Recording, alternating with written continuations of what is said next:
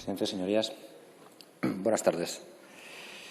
Bueno, yo creo que ya podemos decir que hay debates que pasan de los platós a los hemiciclos. Y si en los platós, en lo que hemos visto, por lo menos durante este verano, parecía evidente que la máxima era que ninguna verdad te estropee un buen titular, viendo la sarta de mentiras que han dicho, yo creo que aquí podríamos decir que ningunos datos reales ni veraces te estropeen ninguna obsesión. Sí, pese a los gestos, que además ya me dijo que iba a seguir haciendo cuando quisiera. Yo no voy a dar más datos que los que ya di el otro día, siquiera remarcaré alguno de los que di, pero sí voy a señalar una cuestión, porque me parece que es la que subyace y es la que está en el fondo. Porque hoy estamos hablando de ocupación, otros días hablamos de inmigración y otros días hablaremos de si las mujeres denuncian maltratos falsos o no. Estamos hablando de la imposición de una agenda de la extrema derecha.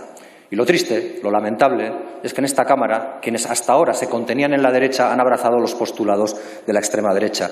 Porque es muy fácil, es una secuencia lógica muy fácil y van a ver cómo aquí también se cumple. La primera es encontrar un fenómeno, una tipología, incluso un problema, porque puede existir un problema en torno a la ocupación que nadie ha negado, pero que desde luego no dimensionamos como ustedes, y como segunda concatenación de la definición de ese fenómeno o problema, del señalamiento de ese fenómeno o problema, es la de magnificarlo. Magnificarlo con una cierta pretensión, tapar otras realidades que puedan ser paralelas a esa, pero resultan mucho más incómodas para los intereses de las élites. La tercera sucesión de esta lógica, una vez definido el problema o el fenómeno y señalada la magnificación para tapar otras realidades, es inocular todo el miedo que podamos a la población con todas las mentiras posibles, con todas las fake news posibles, para que así se genere un cierto estado de pánico. Y ante ese estado de pánico, y como cuarta sucesión y por tanto colofón de esta secuencia, lo que hacemos es generar leyes más autoritarias, leyes más regresivas en un Estado cada vez más autoritario y más controlador de derechos y libertades. Y eso se está cumpliendo a pies juntillas también en este tema,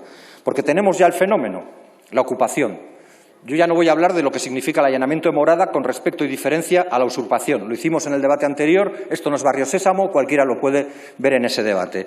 Pero ya aclarado eso, y aclarado creo que para todas las señorías que la usurpación y el allanamiento de moradas son dos cosas diferentes, aclarado eso, tendríamos que hablar entonces aquí de qué mecanismos legales nos incorporan como novedad para algo que ya tiene sus propios mecanismos legales, como se lo han señalado con anterioridad, en la Ley de Enjuiciamiento Civil o en el propio Código Penal, ya sea para un caso, el de la usurpación, ya sea para otro, el de el allanamiento de morada. Bien, como eso les importa poco, pasamos a la segunda fase, que es la de la magnificación o la de aumentar la dimensión del fenómeno o el problema para así darle mayor sonoridad.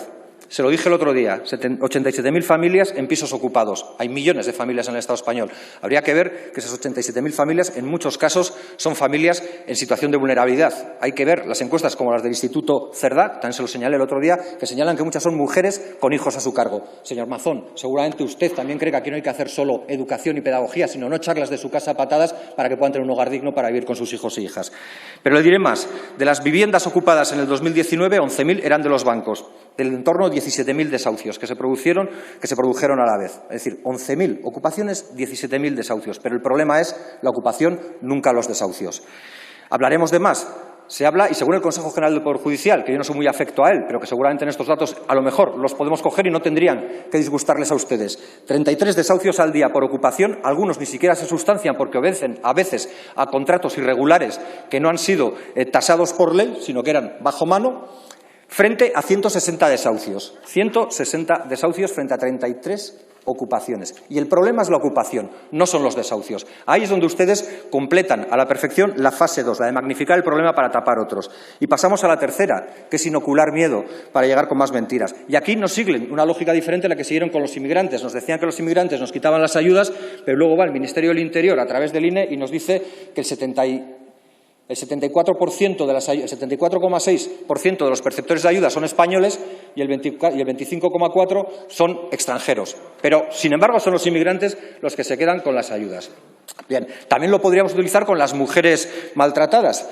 Se nos dice, bueno, lo dijo un exdiputado de esta Cámara, el señor Toni Cantó, que la mayoría de las denuncias por violencia de género eran falsas y, sin embargo, vemos que en el año 2020, según datos de la Fiscalía del Estado, pues el número de denuncias falsas son 0. O sea, el 0,0000. Pero, sin embargo, para ustedes esto era un problema. Podría seguir con más datos, pero quiero terminar con el cuarto.